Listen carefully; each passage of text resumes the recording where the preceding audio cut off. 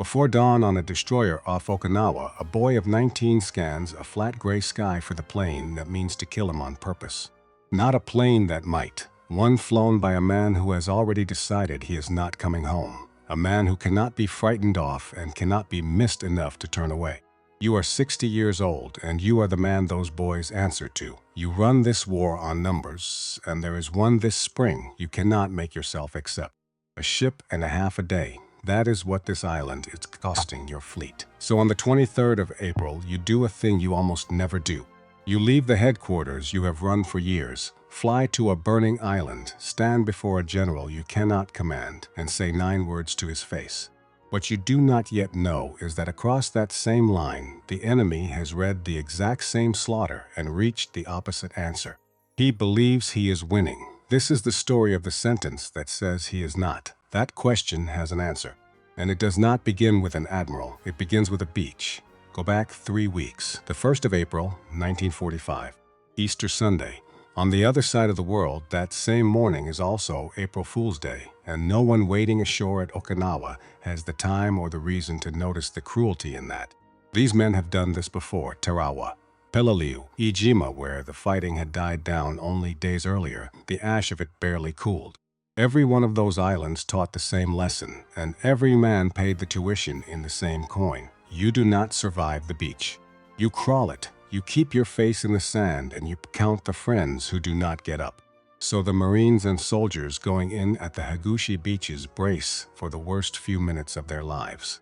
The minutes come. Nothing happens. No mortars walking the waterline. No machine guns opening from the tree line. No shell fire chewing the surf into red. Men who crawled the last 3 landings on their bellies walk this one upright, the way they walked a drill back in California. They climb the low ground. They keep going. They wait for the island to wake up and kill them. It never does. By nightfall, more than 60,000 men are ashore. 2 airfields, Yantan and Kadena, already belong to the United States, taken almost without a shot. Some of the men spend that first evening walking the high terraces, looking for a fight that refuses to arrive. A few pick fruit growing wild along the hillsides. Somebody finds a goat and starts an argument about whether to keep it. An entire division stands on a Japanese island with nothing to shoot at, and the quiet is so complete it stops feeling like luck and starts feeling like something else. A week in, the resistance is still nowhere, and Vice Admiral Richmond Kelly Turner, 59 years old, the man who put this army on the sand, cannot make the picture in front of him add up. He sends word back to Guam. He says he may be crazy, but it looks like the Japanese have quit the war, at least in this corner of it. On the hilltop at Guam, Nimitz reads that message and does not believe a word of it. He has been doing this since December of 1941. He has watched easy mornings turn into 3-month graves more than once. He knows the enemy has not vanished. He knows, the way a man knows weather in his knees, that the Japanese have not quit anything. They have simply chosen, this one time, to let the beach go. The message he sends back is short and it is cold, and the meaning underneath it is simpler still. Do not celebrate a gift you do not understand yet. He is proven right inside 5 days. But to understand what Turner was looking at and what Nimitz already feared, you have to cross the line. You have to go south into the coral spine of the island and down. 100 feet beneath Shuri Castle, in a tunnel carved into solid rock, sits the headquarters of the Japanese 32nd Army. This is where the silence on the beach was written, not out of weakness, on purpose, by 3 men who could not have been more different. At the top is Lieutenant General Mitsuru Ushijima, 57 years old, a tall, calm, courteous man, the kind of commander who says little and is obeyed without raising his voice. His officers respect him the way soldiers respect gravity. He is not a fanatic. He knows exactly what is coming for this island. Beside him is his chief of staff, Lieutenant General Isamu Cho, 50, and Cho is everything Ushijima is not. Hot-blooded, aggressive, impatient with defense. A man who believes the answer to almost any military problem is to attack it head-on and die well if you must. Cho does not want to trade yards for time. Cho wants to charge, and then there is the third man.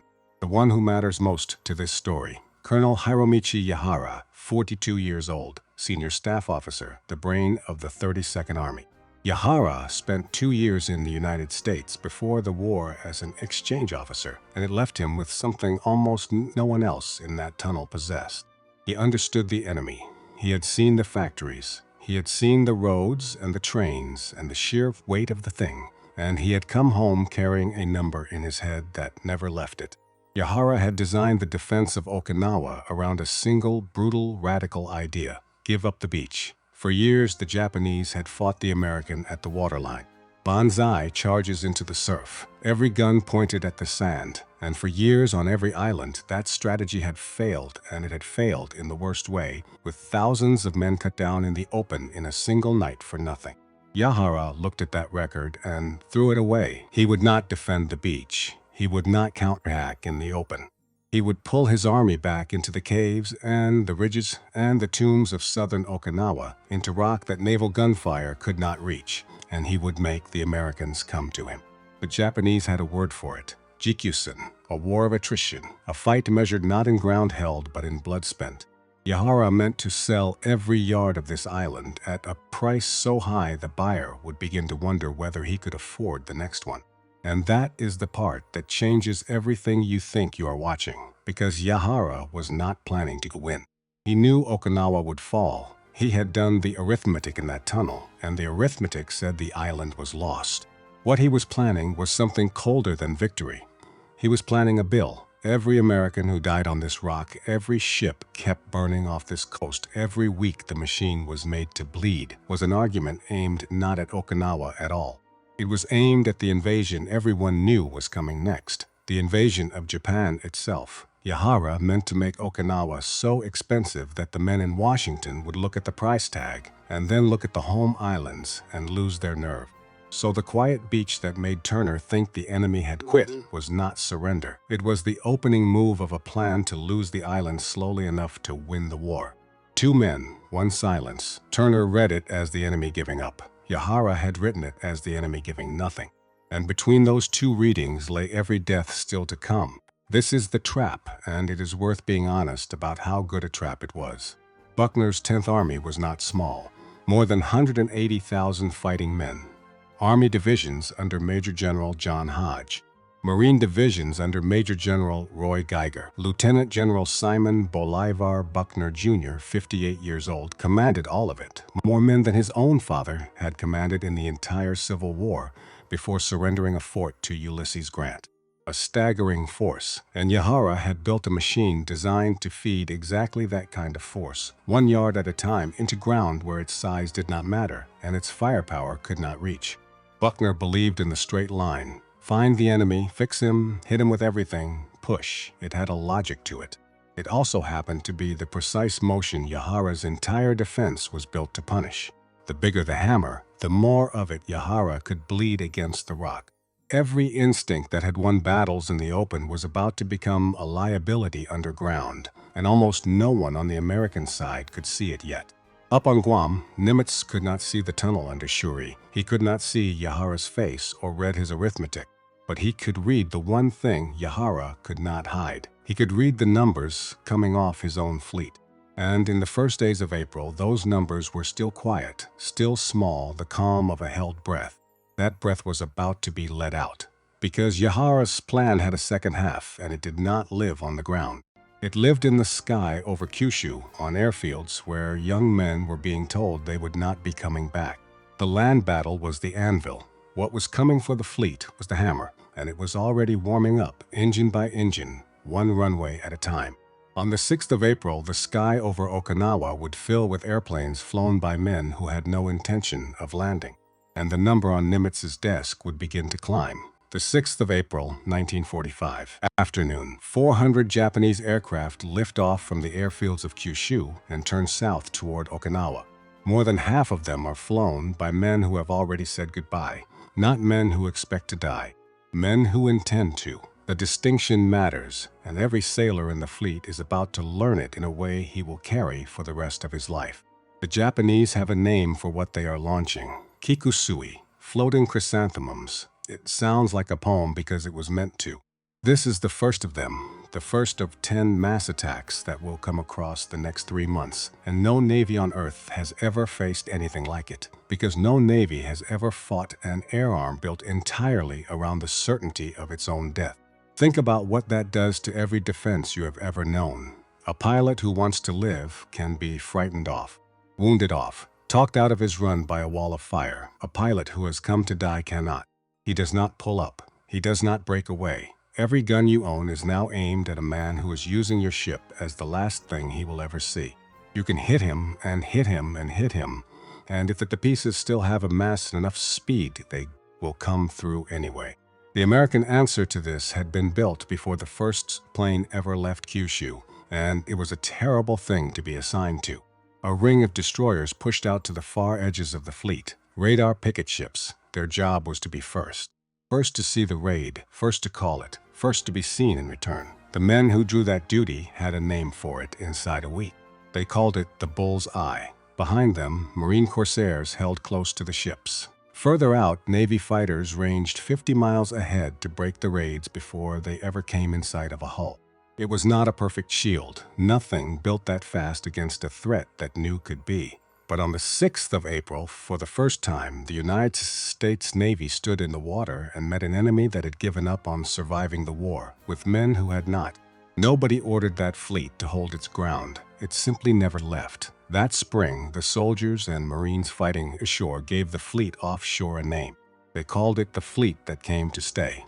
It was not a compliment handed out lightly. On the picket line, gun crews kept loading after the barrels ran hot enough to raise blisters through a glove.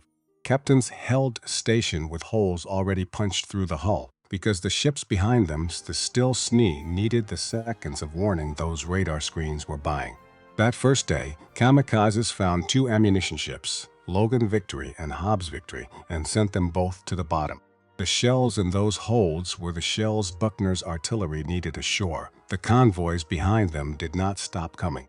They could not. The men on the beach needed what was below decks more than the fleet needed to be safe.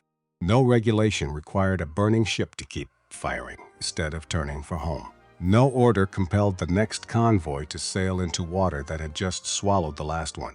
The fleet did it anyway, because the alternative was to leave the men ashore with nothing between them and the next wave out of Kyushu.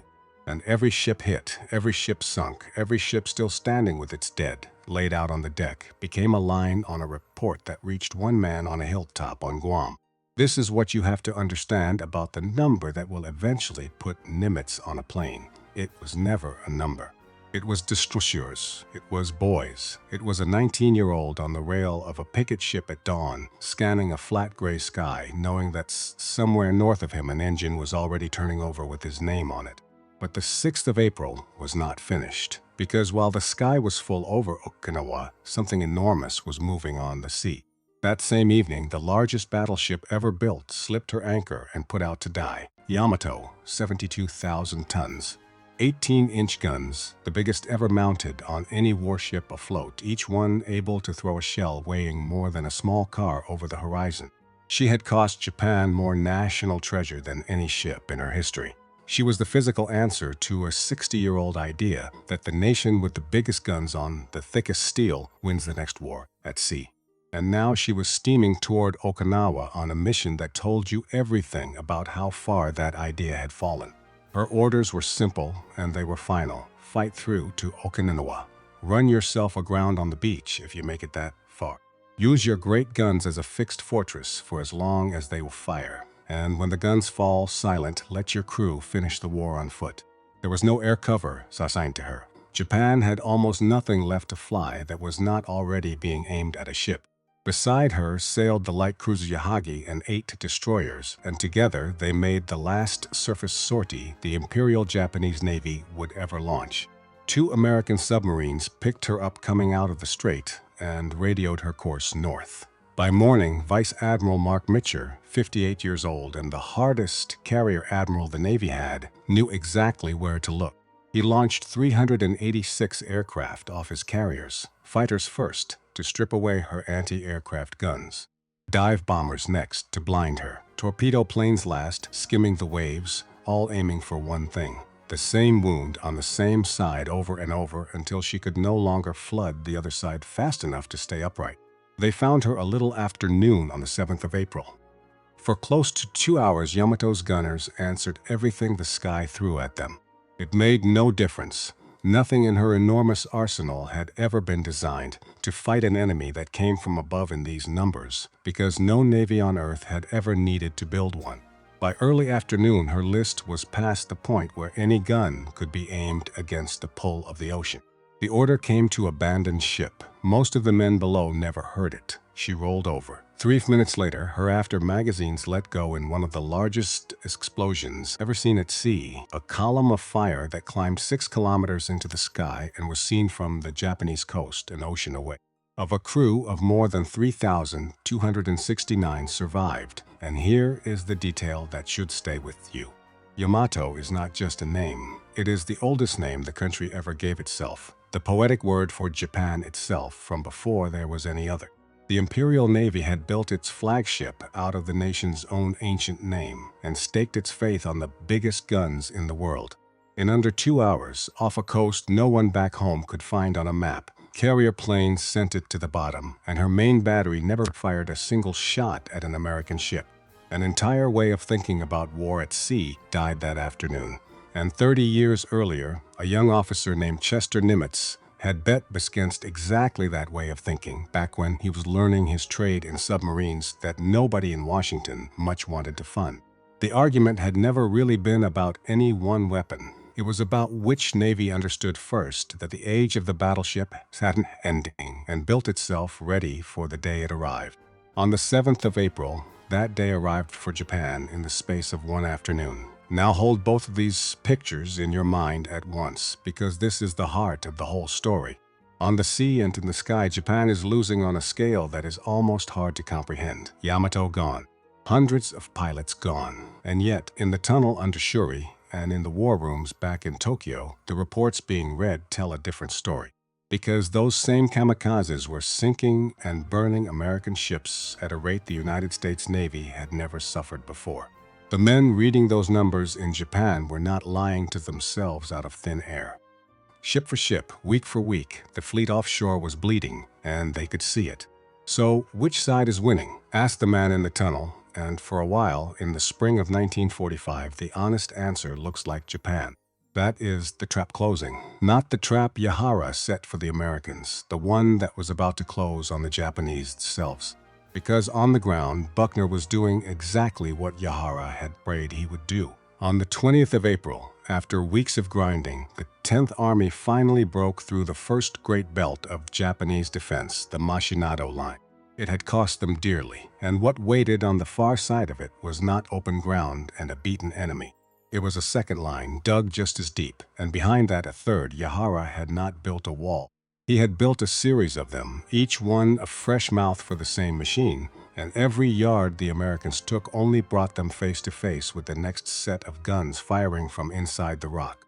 Buckner answered the only way he knew. Straight ahead, more artillery, more naval gunfire, more men fed into the same narrow front. Days earlier, he had thrown the heaviest barrage of the entire campaign at the Shuri defenses, hundreds of guns, and the Japanese had simply gone deeper underground and waited it out, and come back up when the shelling stopped. The line moved in yards, some days in feet, and every one of those days the fleet stayed tied to the water offshore, inside the reach of Kyushu, paying for every foot in ships. And this is the cruelty of it. Buckner's slow, bloody, straight-ahead grind did not look like failure to the men in the tunnel under Shuri. It looked like proof. It looked like Yahara had been right about everything. The Americans were coming exactly the way he said they would, and dying exactly the way he planned. And the bill for the home islands was climbing by the day. To its aggressive men around Cho, the whole thing was starting to feel less like a defense and more like a victory waiting to be finished. Up on Guam, Nimitz was reading the same battle and arriving at the opposite conclusion. He had officers pressing Buckner already. Spruance, 58, commanding the 5th Fleet, holding the whole thing together under attacks that never let up. Turner, still running convoys into the same killing water week after week. Both of them had been sending word up the chain for weeks. The ground line has to move faster. The longer it crawls, the longer the fleet burns. The cables went out. The pace did not change. By the 4th week of April, Nimitz had read enough. And on the 23rd, he did the thing this whole story has been walking toward. He got on a plane himself. He left the headquarters he had run for more than 3 years. A war spread across more ocean than any command in history, and he flew to an island still burning end to end. He did not come to inspect anything. He came to find one man. He walked up to Simon Bolivar Buckner, an army general, in a theater where the ground campaign was, by every rule of command, strictly the army's business. And Buckner, to his credit, said as much politely. "This is ground. This is my affair," and Nimitz gave him the sentence. "Yes, but ground though it may be, I'm losing a ship and a half a day, and if this line is not moving in 5 days, we will get someone up here to move it, so we can all get out from under these attacks." 9 words at the center of it. I'm losing a ship and a half a day. No reporter wrote it down. No camera caught it. The only reason anyone knows what was said is that the men standing near enough to hear it never forgot it, because it was the kind of sentence a man does not forget. Then he was gone. Back to the plane. Back to Guam. Back to the maps. And here is the first turn side, that moment. The one that tells you what kind of commander you are actually watching. At almost the same time, on almost the same visit, there was a second argument on the table, and Nimitz came down on the other side of it. His own admirals, Spruance and Turner, and the Marine generals under them wanted a second landing, put a fresh division ashore behind the Japanese line on the southern coast, and force Ushijima to fight in 2 directions at once. The commandant of the Marine Corps himself flew out to press it. One of Buckner's own division commanders had been begging for it, and Buckner said no. He worried the southern beaches could not supply a second front. He worried about Japanese reserves waiting exactly there. He had read what happened to the Allied landing at Anzio a year before, a division put ashore behind the enemy with nowhere to go but the sand it landed on. And Nimitz, the man who had just flown 1,000 miles to light a fire under Buckner, backed him, overruled his own fleet admirals, overruled the Marine generals he had commanded since Guadalcanal. Because decisiveness, real decisiveness, is not one setting turned up to the top at all times. On the question of how much longer the fleet could bleed, Nimitz trusted his own judgment, and he said so to Buckner's face with a deadline attached. On the question of whether to gamble a division on a second beach, he trusted the man who actually had to run the ground, and he let the plan die. The same visit, 2 different answers. That is not a man in love with the sound of his own urgency. That is a man deciding, case by case, whose judgment to trust. Buckner heard him out. He did not relieve a single officer. He did not change his strategy that afternoon, and he never once claimed, in anything he left behind, that a Navy admiral had made his choices for him.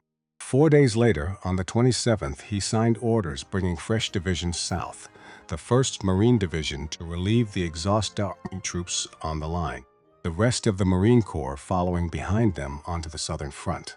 Nobody can draw a straight, clean line from one sentence to those orders. Buckner had his own reasons and his own timetable. What can be said is only this. The man running the entire Pacific Fleet did not send one more strongly worded cable and wait. He showed up in person and said one thing, once, to a face with 5 days on it. And while the Americans were rearranging their line, the men in the tunnel under Shuri were about to make the mistake that Yahara had spent the entire campaign trying to prevent, because the aggressive faction had finally won the argument. For weeks, Cho and the commanders around him had been pushing for it. Stop giving ground. Stop trading yards for time. Take the relatively fresh 24th Division, throw it into a full-scale counteroffensive, break the American line, drive them back, and turn this slow bleed into a real victory while there was still an army to do it with. To men sick of hiding in caves, it felt like the moment. It felt like winning, and one man stood in that tunnel and told them they were wrong. Yahara, the architect of the whole defense, he argued against it with everything he had. A counterattack meant coming up out of the rock that protected them. It meant crossing open ground into exactly the kind of American firepower his entire strategy had been built to avoid. It meant throwing away, in a night, the irreplaceable men who were the only reason the bill was climbing at all. He was overruled, and when he saw the order was final, he did the only thing left to him. He quietly trimmed the size of the attack, trying to save what men he could, knowing already how it would end. On the night of the 3rd of May, it began. Japanese artillery, dragged out of the caves into the open to support the assault, fired roughly 13,000 rounds. It was the greatest concentration of Japanese guns of the whole campaign. And the moment those guns came out into the open to fire, American counter-battery fire found them and began destroying them, dozens of them, guns that could never be replaced. Just before dawn on the 4th, the infantry went in. Massed assault straight into the American lines, and the machine Yahara had feared, the one he had begged them not to walk into, did exactly what he knew it would do. American artillery and mortars tore the attack apart in the open. Small parties that broke through Wu were hunted down and wiped out one by one. 2 sea raiding groups sent to land behind the American lines were annihilated, one caught on the water, the other coming ashore next to a Marine division that killed it to the last man. By midnight of the 5th, it was over. More than 5,000 irreplaceable Japanese infantry lost, dozens of guns destroyed, and nothing to show for it. Not a yard held. Shijima, the calm man at the top, gathered what the offensive had cost and understood fully for the first time that the island could not be saved, and now could not even be sold as dearly as Yahara had promised, because the men who were supposed to sell it were dead in the open ground north of Shuri. He called Yahara to him, and the tall, quiet general who had ordered the attack over his colonel's objection wept, and promised that from that day forward he would be guided by Yahara's counsel and no one else's. It was the right decision.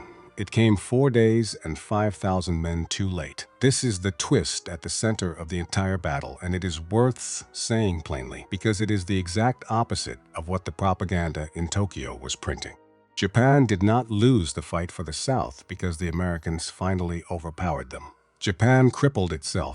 The belief that they were winning, the hunger to turn a bleeding defense into a glorious attack, drove them up out of the rock that was keeping them alive and into the open, where they threw away the one asset the whole strategy depended on. The illusion of victory did what the United States 10th Army had not yet managed to do. It broke the 32nd Army's back. Yahara himself would later call that offensive the decisive action of the entire campaign, and he was right, only not in the way Cho had dreamed. And out on the water, on the same picket line, the fleet was still doing exactly what it had done since the 6th of April. Still standing, still bleeding, still not going anywhere. Which brings us to the 11th of May and to one ship, and to the answer to a question you may not have known you were asking. What does a ship and a half a day actually look like up close from the deck? Radar Picket Station 15, northwest of Okinawa. 2 destroyers, the Hugh W. Hadley and the Evans, and 4 smaller support craft. On the Hadley's bridge, Commander Baron Mullaney. At around 7:45 in the morning, the radar fills with aircraft coming down from the north. Not a raid, a flood. The 6th of the great Kikusui attacks, better than 150 planes, and a large share of them aimed at the 2 destroyers standing farthest out. For the next hour and 40 minutes, the Hadley and the Evans fight for their lives. The fighters overhead, Marine Corsairs and Navy Hellcats, tear into swarms and shoot konshi that some pilots run their guns empty and keep boring in on the swarm, with nothing left to fire, anything to keep one more plane off the ships. It is not enough. It cannot be enough against numbers like that. The Evans takes hit after hit until she is dead in the water, burning out of the fight a little before 9. And the Hadley fights on alone. Her gunners do not stop, not when the barrels burn, not when the planes come from the bow and the stern in the same breath. At one point, 10 aircraft bear in on her at once, assaults at the site at the same time, and her gun crews track them and fire and bring down all 10 before a single one reaches the hull. When it is finally over, the Hugh W. Hadley has shot down 23 aircraft in 1 hour and 40 minutes. No other destroyer in the United States Navy matched it in a single action, before or since. Her men fired more than 15,000 rounds to do it. She did not sink. Below decks, in flooded compartments, damage control parties fought the sea itself to keep her afloat while the gunners above them kept firing at the sky. She stayed up. She was towed to safety, and eventually all the way home. And the thing to hold on to is what her men did not do. They never cut the engines and signaled for help and waited to be saved. there was a moment, more than one, where that would have been the reasonable thing, the human thing. They did not do it. They stood on that rail and kept feeding the guns, because behind them the rest of the fleet still needed the warning their radar was buying, and the men on the beach still needed the fleet. That is the number Nimitz carried on his desk, not a statistic. That crew, that morning, 23 planes and 15,000 rounds and men who would not signal for help.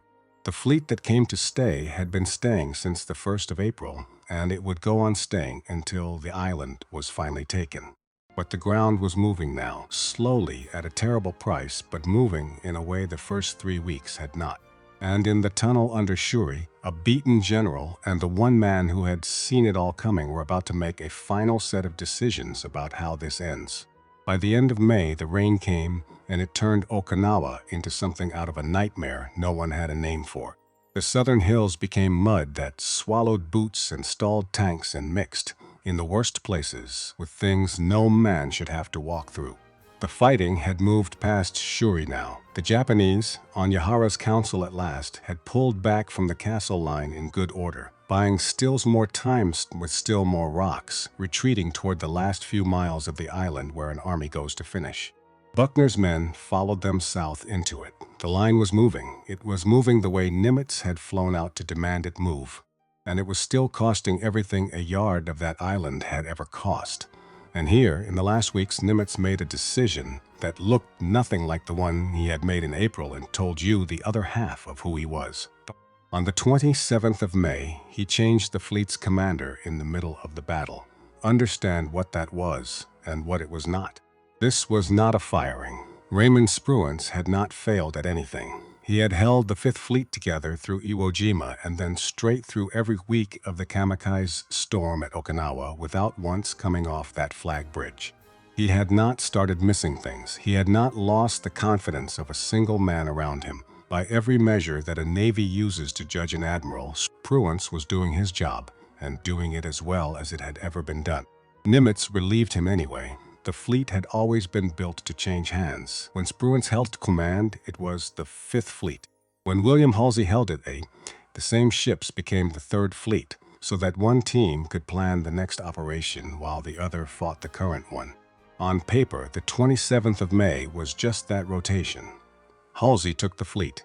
The Fifth became the Third overnight, and the same ships answered to a different name without missing a single watch. But look at what Nimitz was actually doing, because it was the quieter kind of courage, and it is the kind that men who have carried real responsibility recognize on sight.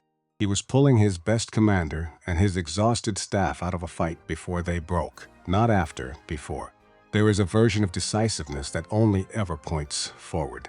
More pressure, more speed, more demanded of the men ahead of you. Nimitz had used exactly that version a month earlier, standing in front of Buckner with a deadline in his mouth. But Okinawa is where he showed the other version, the one where the hardest call is not to push harder. It is to reach out and pull your finest people back before they have given you any reason to, because you can see farther down the road than they can from where they are standing, worn down inside the thing itself. He had done something like it once before, years earlier at Guadalcanal, when he quietly relieved a commander who truly was coming apart under the weight. This was not that. This time the man had not failed at all, and that is what made it the harder decision and the wiser one. The relief never reached the sailors on the picket line. They stayed exactly where they were under whatever name the fleet carried that week, because the war did not pause them the way it could, for a moment, for the men planning it from a desk.